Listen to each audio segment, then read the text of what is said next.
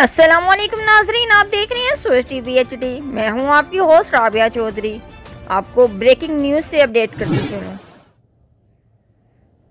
DIG operation doctor Mohammad Abad Khan Yadgar Shuhada Mall Road पर पहुंच गए। CTO Syed Matansir Feroz, SP headquarters Asad Ejaz Malli, SP security Rashid Hidayat भी हमरा। DIG ऑपरेशन ने यादगार शहदाए पर फातह ख्वानी की, शमाए रोशन की तर्जुमानी ऑपरेशन विंग। सांचा मार रोड में शहीद होने वाले पुलिस अफसरान और एहलकारों के लिए खसूसी दुआ मांगी गई।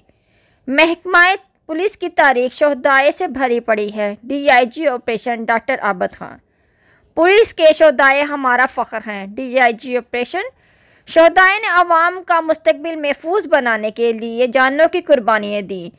पुलिस के शहदाए का नाम तारीख के सुनहरी हुर्फ में लिखा जाएगा। मज़ीद तफसीलात देखने के लिए देखते रहें सोच टीवी HD। हमारे चैनल को लाइक करें, शेयर करें, सब्सक्राइब करें और बेल आइकन को दबाएं और अपनी कीमती राय से हमें आगाह करें।